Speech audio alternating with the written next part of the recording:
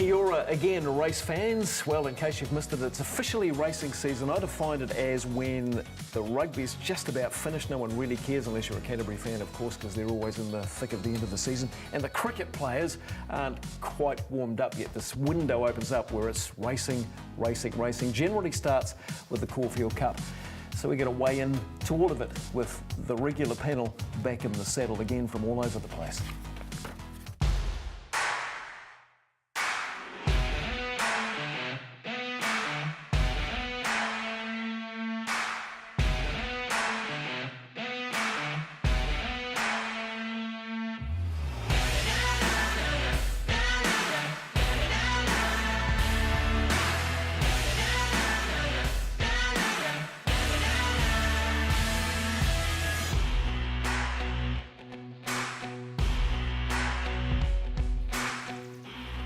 They used to say on an old television program, in a packed program tonight, we'll be looking at racing all across Australasia, and the regular panel for weigh-in is back in the saddle again. Bruce Sherwin, back from the school holidays, and it looks like the kids gave you a haircut. Well, they say 2 weeks between a good and a bad haircut. It might be a bit longer than that. No, one of the great races yesterday, Caulfield Cup, $5 million first leg of the Triple Crown, essentially, isn't it, in Melbourne there, with the Cox Plate next week and then into the Melbourne Cup. One of the great races of Australasia, but if not the world, and we saw that yesterday. You'd be chomping on the bit if it was rating 65 at Avondale today, though, wouldn't you? You'd be that keen to get back into it. Do you take the kids to the races? Take anything. Do you take the kids to the races on the holidays, or do you? No, well, in Macau, there's an age restriction. The kids aren't allowed actually on the racetrack under 18s. And do they have a height restriction? No, thankfully not.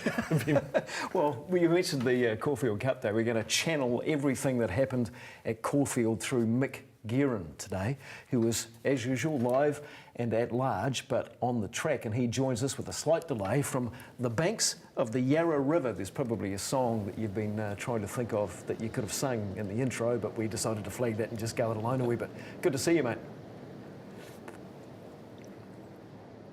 Yeah, nice to see you boys too. Nice to be back on the channel after travelling around the world. And nicer day here today in Melbourne than it was yesterday. It was a bit rainy. Got to a soft 6 at Caulfield, and that probably helped one of the Kiwis, one of the few Kiwis to have any success yesterday. It's been a pretty sparse spring for us so far. Very elegant turned that around. But funny thing, boys, after the Caulfield Cup, with the total and utter domination of the Northern Hemisphere horses, either trained or bred, it was very eerie down the stabling area. There was a feeling among some of the trainers, even big names like Waller and Weir, like, how are we ever going to beat these horses? It was a very strange feeling of almost maybe our times of winning Caulfield and Melbourne Cups is gone. So, yeah, a very strange experience yesterday, even though the best horse won the race, carried the top weight and made its run 800 metres from home.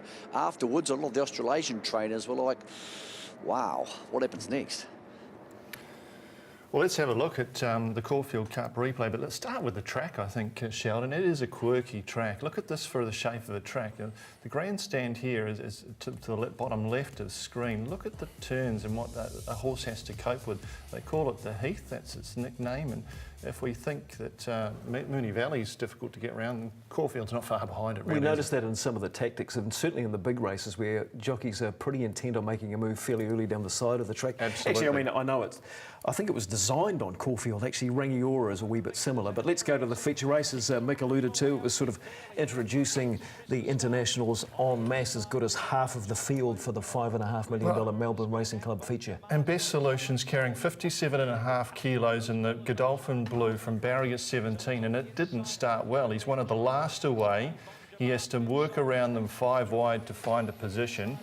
And he actually does eventually get into a brilliant spot, but he has done a lot of work through this first 500 metres. We're going to about the 1900 metre mark now before he actually gets in. I think he got a suspension for the little move, the reverse parking to get into the 1x1.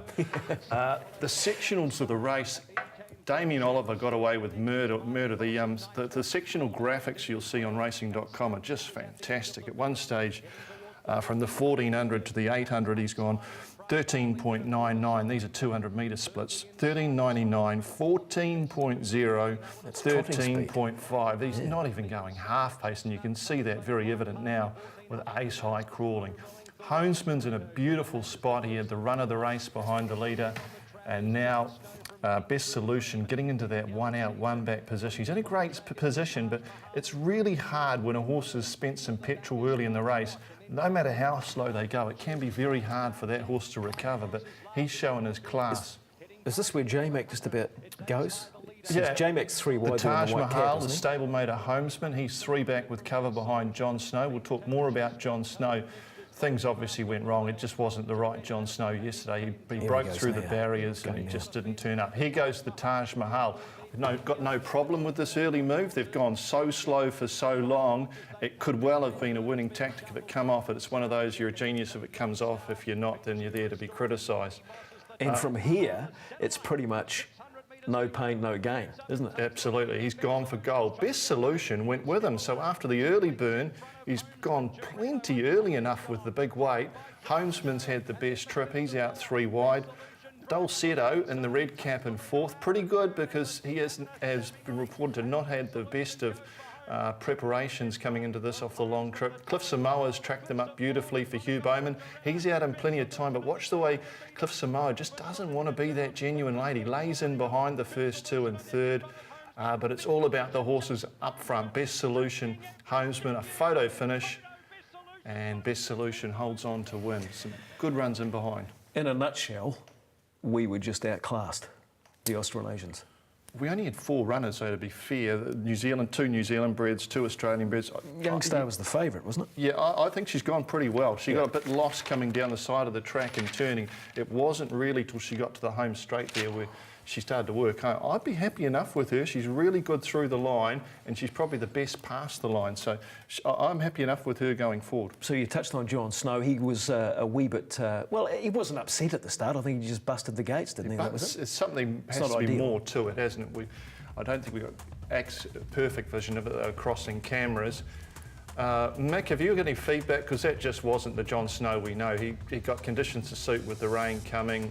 He did sit 3 wide, but it's a slow pace, so it shouldn't count it that much. And he's a beaten horse on the home turn. He's pulling there. Yeah, very disappointed. Basically, he's a horse who doesn't tend to give up in his races. And speaking to Andrew Forsman, co-trainer after the race, he said, look, we just don't know what happened. Going through the gates at the start wasn't a big deal. Damien Lane pulled him up very quickly, got back around. As you said, he was 3 wide, but the pace was slow. He just was lacklustre, as was his stablemate Ribera earlier in the day, and it probably sums up this entire spring carnival for most of the New Zealand horses. They got some thinking to do. Do they press forward to a Melbourne Cup? Do they look like a Sandown Classic? Or do they look for maybe an easier race? The problem he's got, fellas, is he's already above most of the Europeans in the weights because he won the ATC Derby and the JRA Cup last year. So, yeah, very disappointing with him. I wouldn't be surprised if they looked away from the Melbourne Cup, but I think a lot of trainers are feeling the same way because the Europeans were so dominant, and Yucatan's still to come, of course, for the Melbourne Cup, that I think most of the trainers I spoke to yesterday, or just talking to stable hands and people at the stables, they've got this attitude of like, well, how do we beat them now? The first 6 home were either trained or bred in the Northern Hemisphere, and Bruce, I'll be honest, this looks like a trend that is only going to go one way, and that's more of this and less of us. We see it here in the market up on screen now, Mick. Yucatan, who was so brilliant last week. He's going to be awfully hard to beat in the Cup. You've got Avelius sitting there. We haven't seen Magic Circle yet. That's another question mark, is these horses we've yet to see in the market. What did we make of Japan? Speaking of the overseas runners yesterday, but underwhelming? I thought they're very disappointing.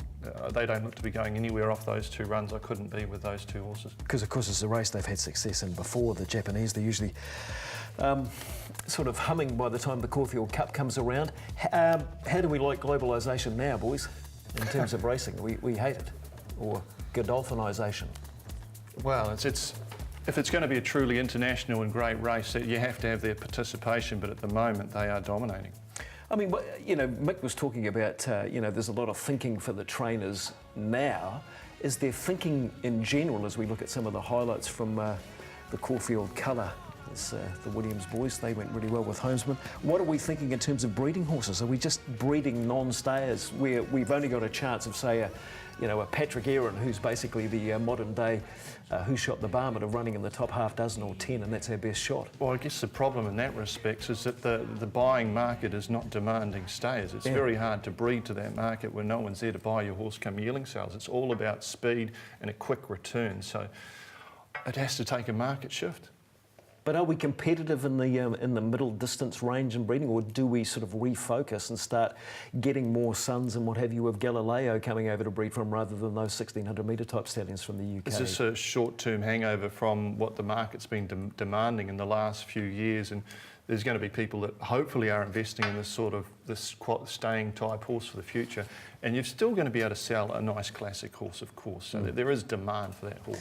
Okay, Mick, since we've got you Yarra side there, any other sort of fallout or report or things to report back from Caulfield Cup specifically, that race?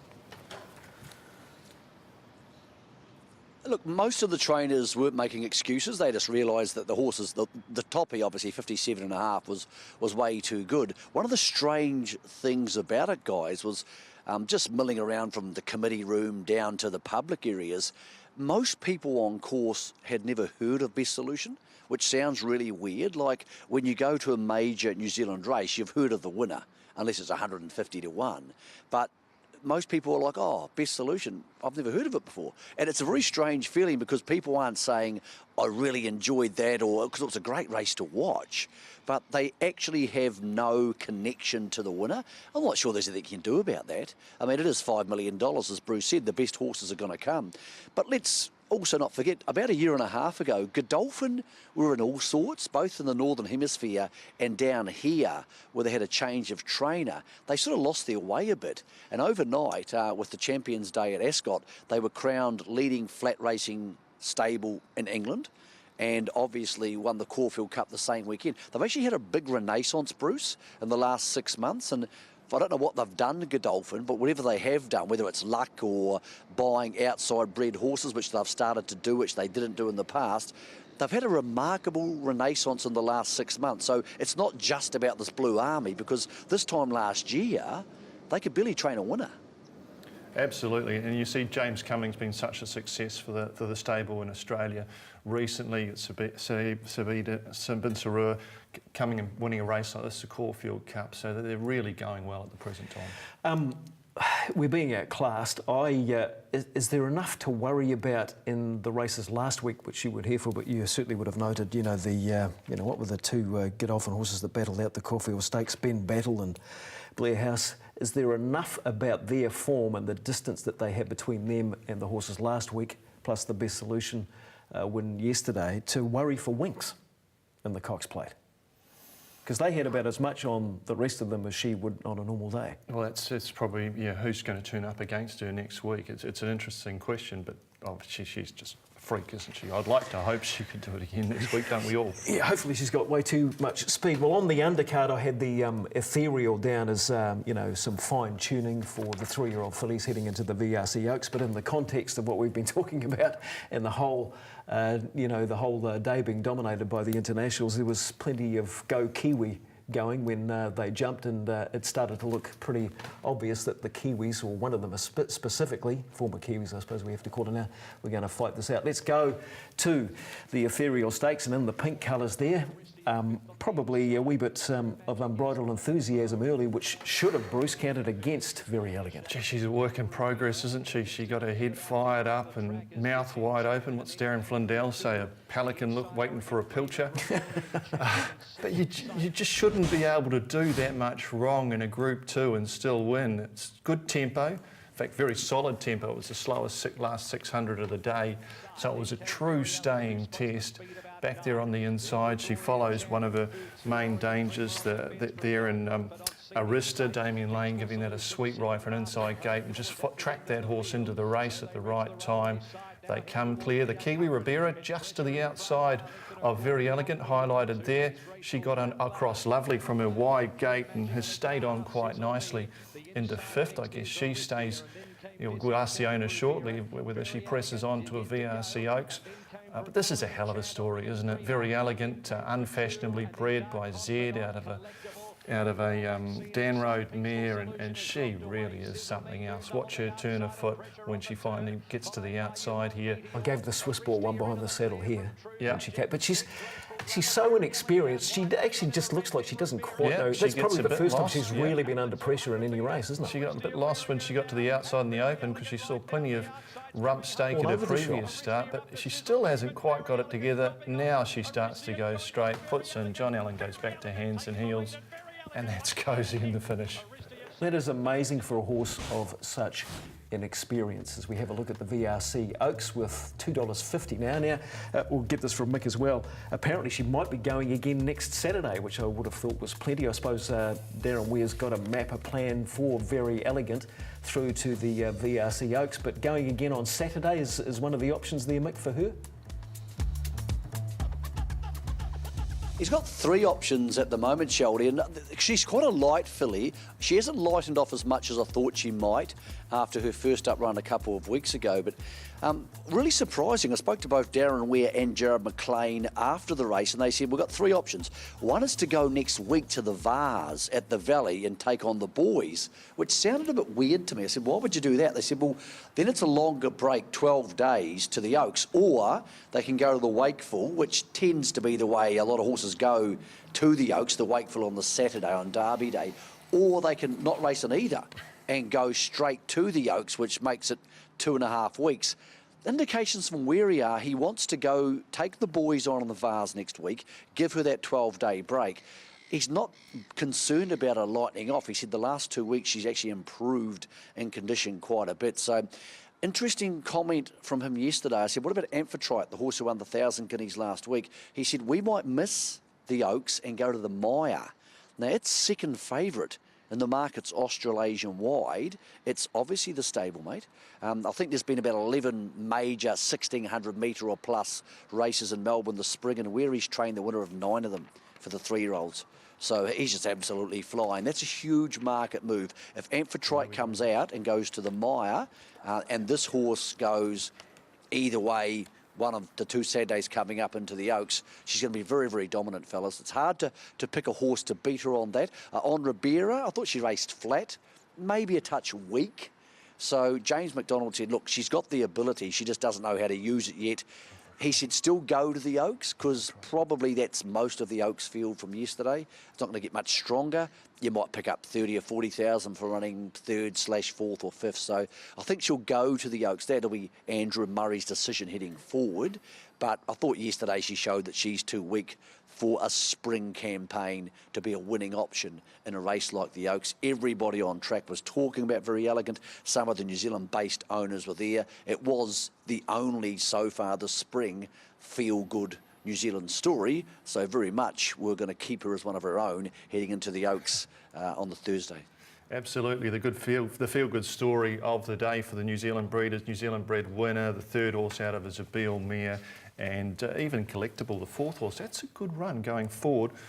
She's out of Miss Keepsake, a really good mare from a couple of years ago, and Queensland Oaks winner, so something to shout about. So what's the little, just a précis of the backstory with Very Elegant and, you know, the dollars that changed hands? Was it $1 million or what? Huge money. The rumours I heard was it's around 800,000, but that's for the whole horse, remembering that a lot of the original partnership has stayed in the horse. And well, what about the partnership that has brought in Jamara Bloodstock?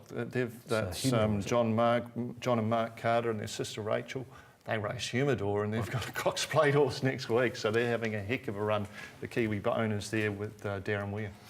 Well, I thought the late scratching, actually, of in an earlier race, Track for Fools and the Coonji handicap might have played into the hands of the New Zealand horse, Sir Charles Road, even more, but it wasn't to be on a day that was a wee bit average for the Kiwis outside of Very Elegant. Godolphin sort of doubled down in that race too when they won with the favourite Best Solution.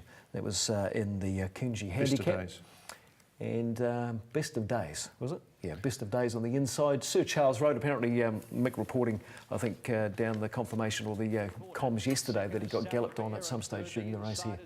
Yeah, very slowly run race. Trap for Fools getting a very soft lead in front. Sir Charles Road just didn't fire yesterday. Was in a good position, one out, one back, but believed to be galloped on, so there's a reason for his failure. Best of Days had a gorgeous run in the box seat on the fence under James McDonald, and just out at the right time. The run of the third horse is pretty useful going forward. He's well enough exposed as 7-year-old by The Way You Are, Life Less Ordinary, in those green and white colours with the red cap, with the Hong Kong champ Zach Purton in the saddle. He works home well from the back in a slowly run race, but it comes down to a lead trail affair given how slowly they've run, with Trap for Fools kicking off the corner.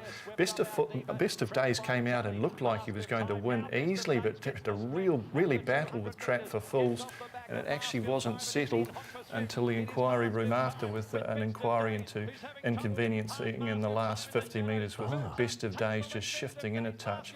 On equal strides, he probably wins by a head, but Trap for Fools bobbed back to make it a very close decision. Mask of Time. Trap for Fools was the drama before the race, wasn't it, being late scratched?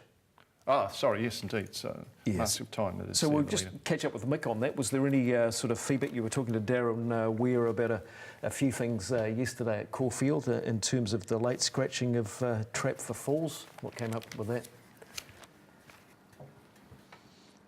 Well, the horse is officially trained by Jared McLean, but was stabled at Darren Weir's. I don't really see how that's a problem, because they sort of work together, but for some reason, whether it was a lack of a stable return being posted, they pulled the horse out because of that. So, excuse me, fellas, it was a weird old one, to be honest.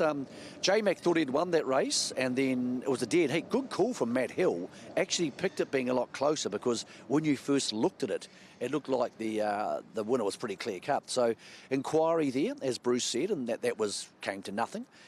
Charles Road galloped on his rear hind. So, after the race went down to the stables, he was wearing quite a significant bandage on that leg. Spoke to Lance O'Sullivan. Now, the vet passed him and said, look, he's fine. He's not going to be an issue heading forward for the spring. But, fellas, when you see what you see in the Caulfield Cup, and add Yucatan and some of the other horses, and then you see how poorly he performed, you just couldn't go to the Melbourne Cup. You couldn't justify it. Now, Lance didn't make that decision. Those decisions tend to be made by the owner, David Archer, but you'd be stunned if Charles Road turned up in a Melbourne Cup on that, and you'd be even more stunned if he was anything under 100 to 1. So it continues what's been a pretty ruthless spring over here in Melbourne for the Kiwis, fellas, because he just never looked a chance after having the perfect run. Sounds like you've got a wee bit of Hollywood flu that you need to sort of, bring into line there, Mick. So just before you go, and thanks for joining us, the Prix de l'Arc de Triomphe, the highlight of your holiday? It was amazing. Yeah, going to Shanty was amazing to see how the horses are trained. There's 2,200 horses trained at Shanty, but going to the Arc was special. Especially when you go to a big race, you hope that a very good horse is going to win it. And Enable's a very, very good horse, and she heads to the Breeders' Cup now to do what not many horses have done, try to win the Arc and the Breeders' Cup turf in the same year. So we'll discuss it another time, fellas. It was great to go to the sales up there in France. It'd be nicer to have some Kiwi success here in the spring, but it does raise the questions, how good a horses do we need to have at home to come over here and win now with this influx of the Europeans? So, nice day here in Melbourne. Might go for a bit of breakfast, go for a run, and consider those options, because it's, I think a lot of Kiwi trainers will be thinking the same thing. How are we going to be winning races in the spring if this keeps up? Run from the couch to the fridge. I'll go for a run to the chemist, maybe. Hey, thanks for joining us. It'll be great to have you back next week, and stay healthy. I think that the answer to that question is the only horses that are competitive in the Australian Spring Carnival in New Zealand are horses like Very Elegant that are donkey licking them over here by open lengths. That's what you need to go over there. Absolutely, yeah. It's the bar has been raised in this last few years. Speaking of donkey licking, we're going to go to the break with the last of our Australian looks before we get into the New Zealand racing over the weekend so far, with a horse that's very closely named to one that won the Melbourne Cup a couple of times years back. It's not related, but it's called Thinkin' Big. It's trained by the Waterhouse Bolt combination, and it smashed them in the other big 3-year-old feature on the day. Yeah, he's a beauty, isn't he? He's unbeaten on good ground, and he remains entered for the Cox Plate, the Melbourne Cup and the VRC Derby. So he's got some lofty ambitions. Does he back up next week? He's a beauty, though. The mother was bred by the Oak Stud, so a little Kiwi connection there, but the son of High Chaparral, and what a gorgeous horse. We'll all go for the Guineas next on Weigh In.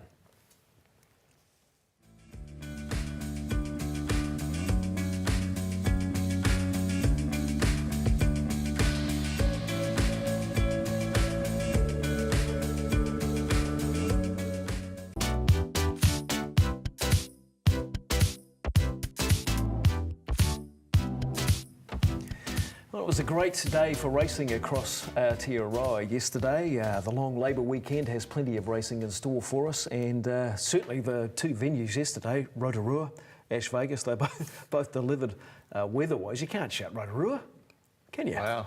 It was beautiful good yesterday. racing yesterday.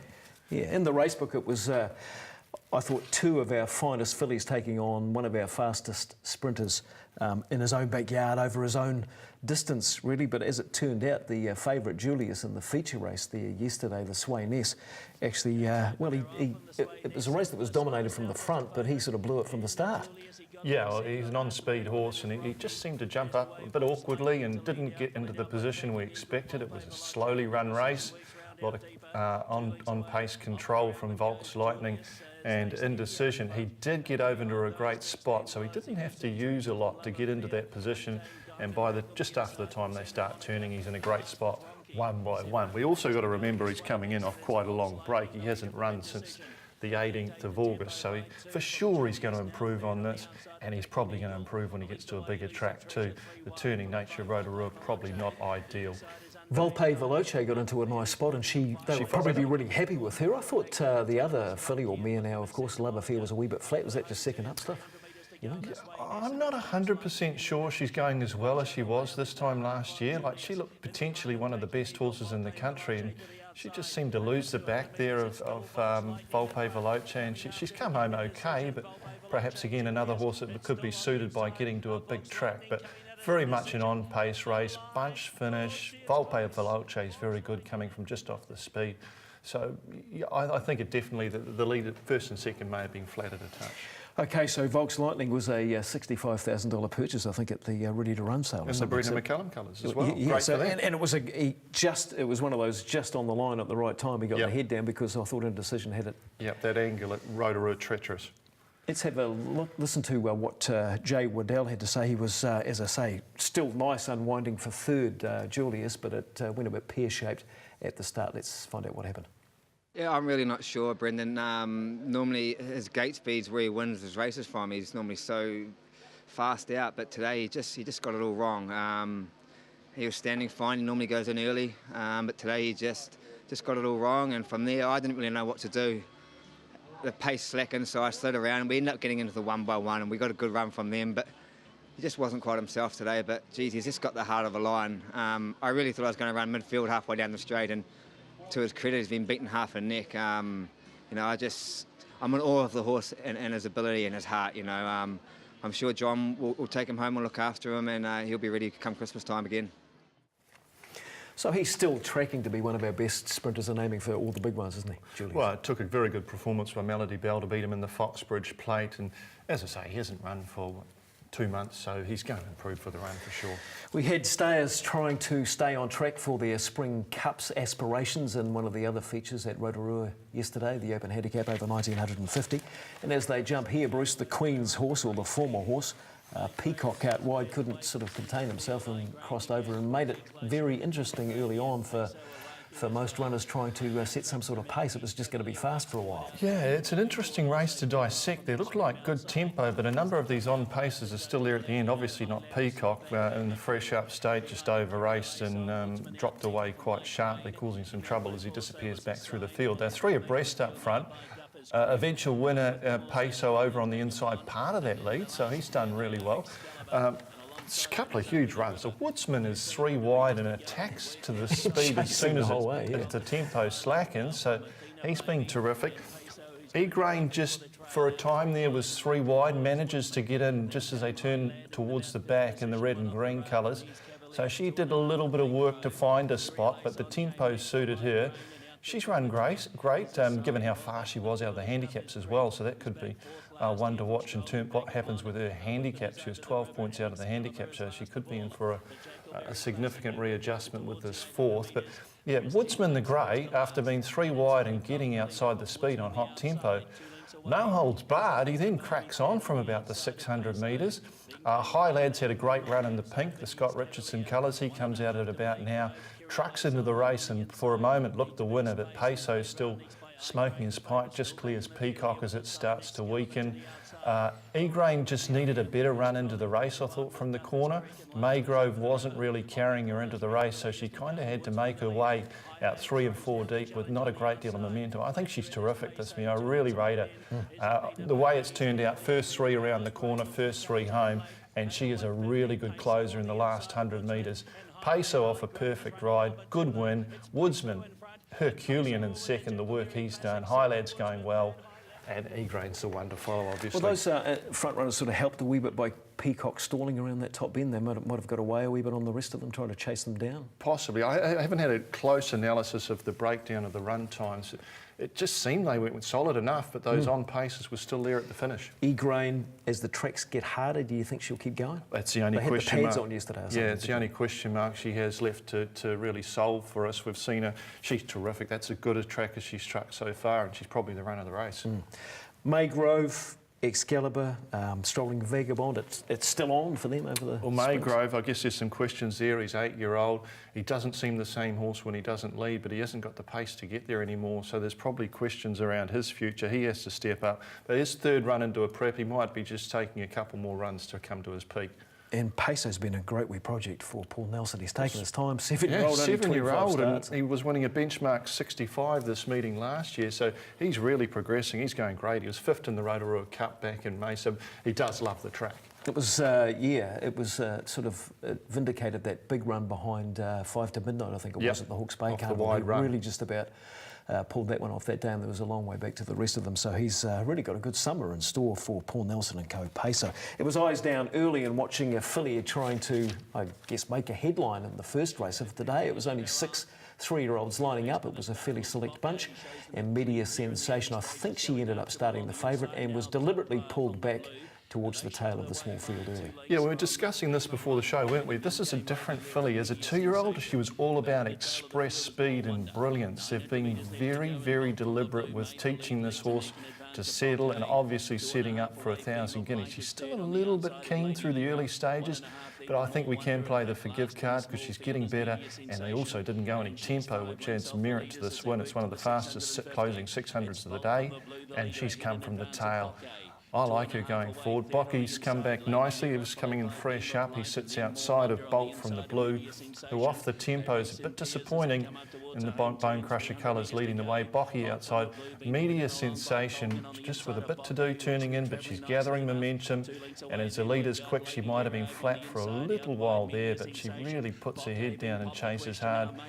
Not much room for one back in the field there, one of the Team Rogerson runners, but Media Sensation, nice bit of stretch about her the last bit as she runs down Bocky, and I'd say all systems go for 1,000 guineas. I think Brendan Popperwell or someone suggested that she ran her last 633.4 or just quicker to get there, so that was a great run for the 425k purchase for Barneswood Farm in 2017. There's the market for the 1,000 guineas. It's really shaping up well, isn't it? Expression we'll see shortly, terrific, 280 favourite, new favourite.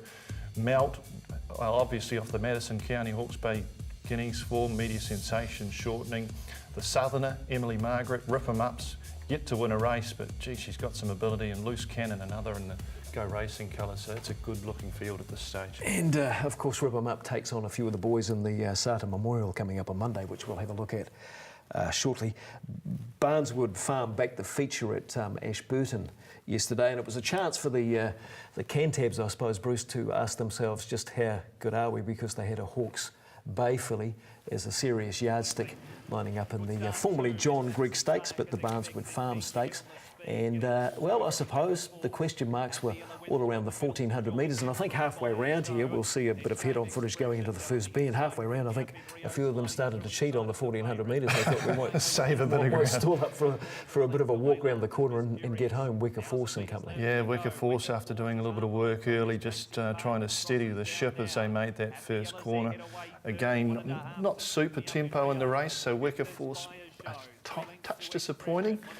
Great race for showcasing though. Expression, gee, she's good, isn't she? She was a class above these, showcasing first, third and fourth in the race. Fire Show, the Southerner, with the big white face, just posted a touch wide, but probably not a He massive... got bumped wide at the 900. He ended up probably having the worst run in the race, so for him to run third was a good effort, I thought. Probably not a massive disadvantage the way the race was run. Very slow tempo around the corner, so edging forward and 3 wide. And you see Expression now coming 4 wide, and the second place horse, our Flying Ace, making their moves early and wide given the tempo. 4 across the track, but this horse, untouched, just cruises away from them. I suppose you're always asking about the 1600 metres with these horses at this stage. It's always the question going to 1600 metres at Riccarton, will they get it? But she seems to show enough grit that if it was going to be a question mark, she'd get it done anyway, you think? Yeah, she's got enough of the pedigree there out of a Don Eduardo mare. Yeah, she's got a turn of foot, she settles well, so I don't think there's any problems with the mile. And it's fair to say, I think, that Sam Collett is fairly excited about being on Expression. I just said to Grant, I don't get emotional often, but for me, I think because I haven't had that Group 1 victory, it's starting to feel like it could almost be a bit real, and I'm just thankful for the opportunity to ride such a smart filly. And Grant and Guy, they've done a great job with her, and she's come down here and she's travelled down well, and she's got everything you want in a racehorse. She's got a great brain and a fair bit of ability. Talk me through today's run from when the gates opened. I got a bit of a check at the start. It was a bit rough, but I didn't panic. They went hard down the back, and then Leith sort of steadied right up, and I just wanted to pop and off the fence and give myself a chance to, give her a clear air. And don't want to play jockeys today. It's not the Group 1 today, so she really did everything. She dragged me right into the race. I even think I went a bit sooner. I probably could have just waited a little bit longer, but she was just too good. So Expression is certainly going to be part of what's going to be it's going to be a fine race. Both those Guineas races, Bruce, are going to be super exciting races over the carnival. There's some good horses going that way, so looking forward to it. A homecoming for a queen of Canterbury racing, I suppose you could argue, yesterday in the short distance Ashburton Cup.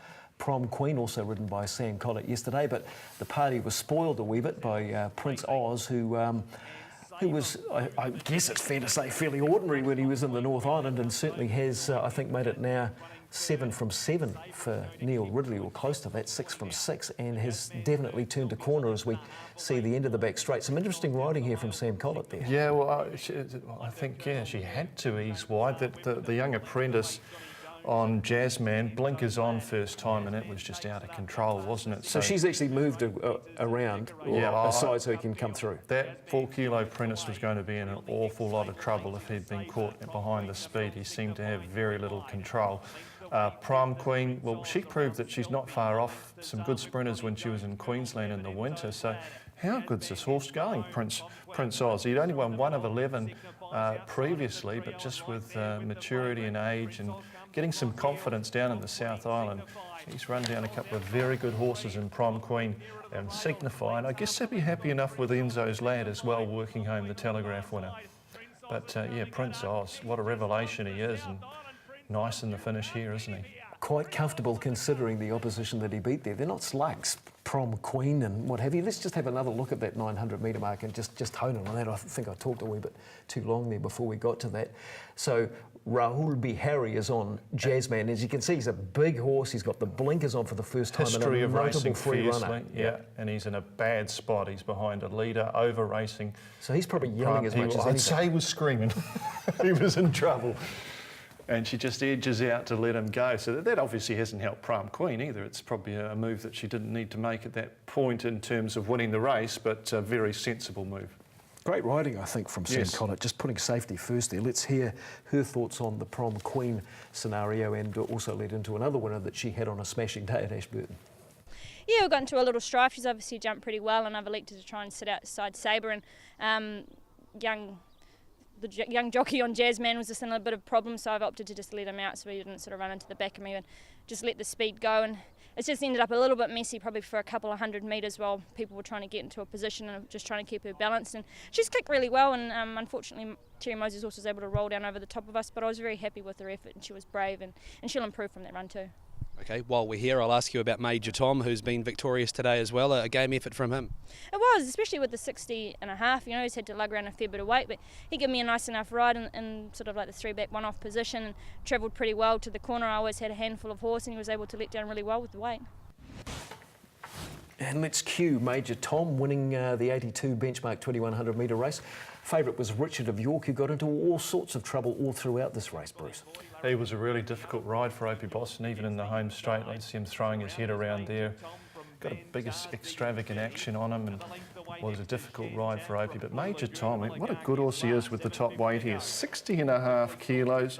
He goes on any ground. We've seen him very effective on heavy, but winning on good ground here and putting together a good horse's record. His 7th win from his 21st start, and from 1-1 position, just easing out. 3 wide. They rode Blue Lagoon differently. She was a better horse coming from off the speed. She'd been up on the pace the last couple, much better here, so she's making progress. And the lightly weighted Oligarch with the big run out Actually, wide. watch Bully Boy is in the trail at the moment behind C-Dub, Kate Cowan. She's just can't get a run here. She actually cleaned up, I think, Opie Boston late in the she piece. got time for this, just angling out in those green colours. The weakening Richard of York, but you just can't be doing that.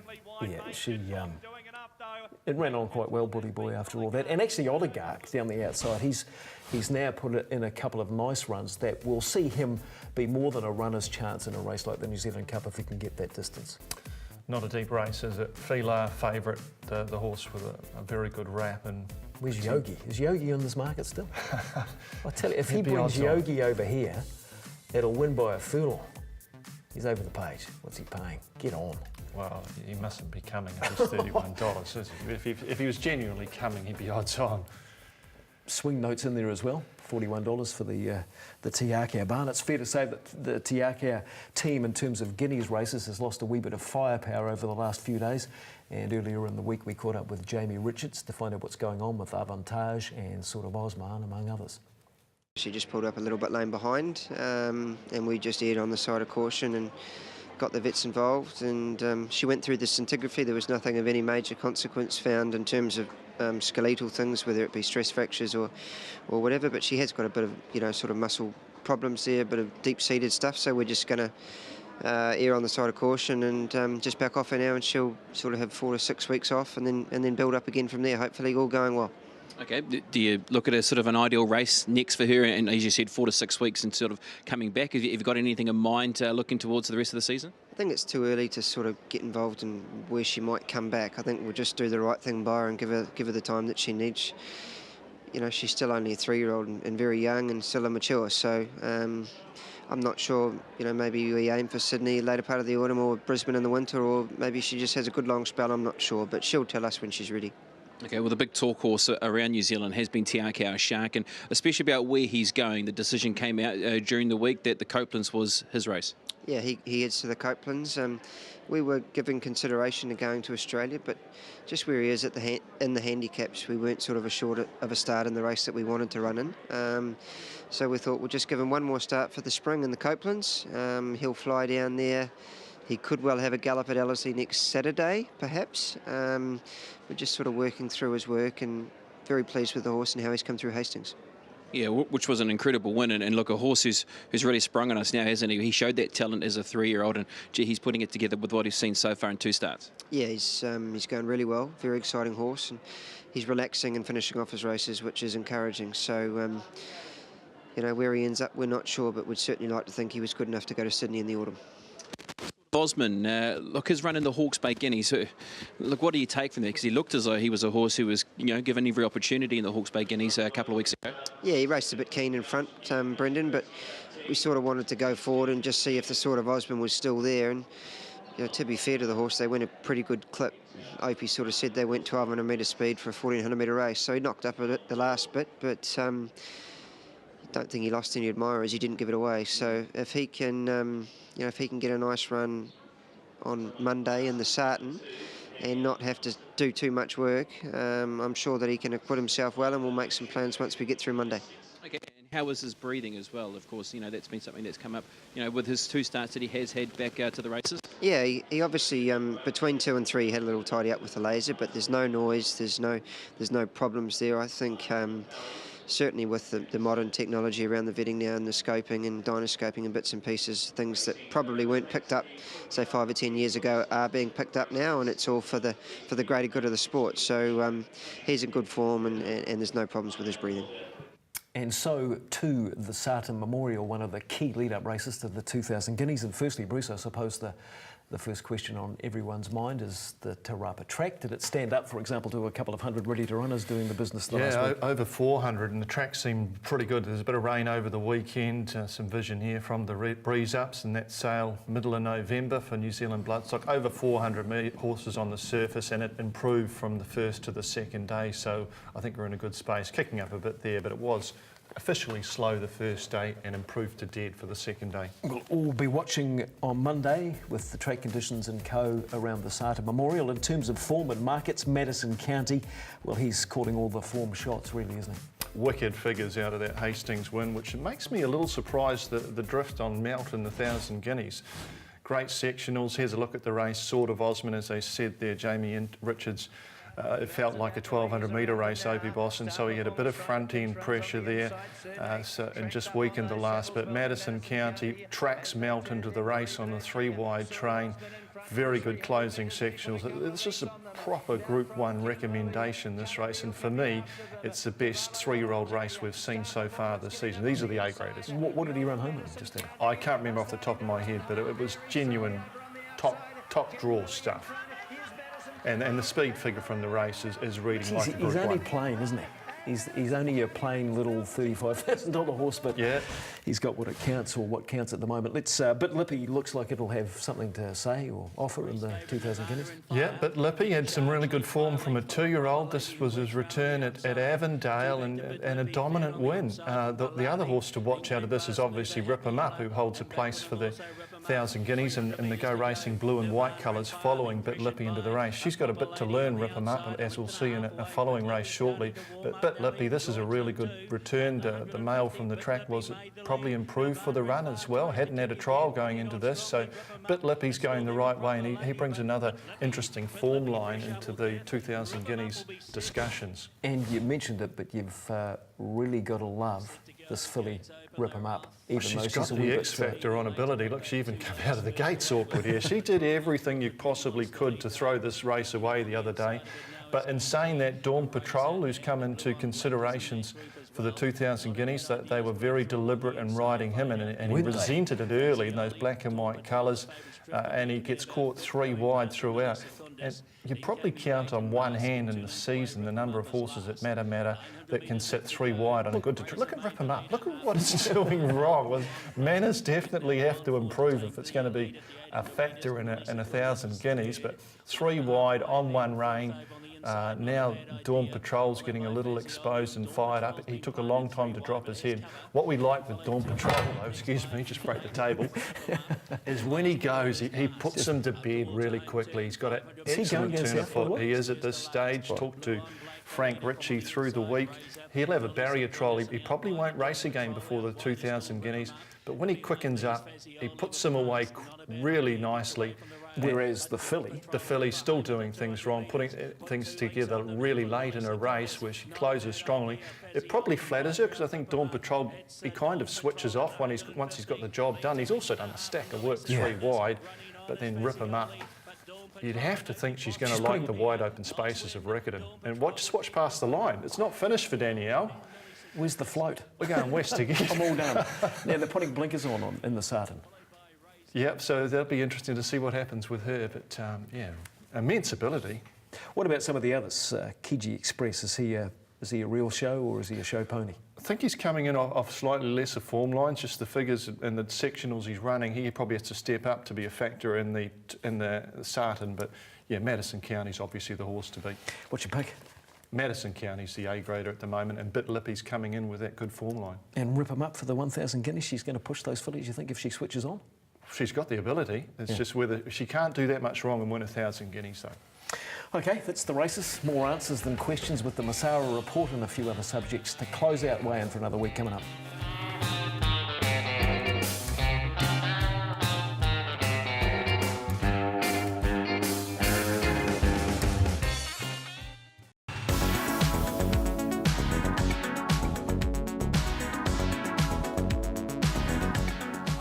While we've been taking a wee bit of a breath on the Masara report, many people have been putting forward submissions / feedback for that deadline on October the 19th, Bruce.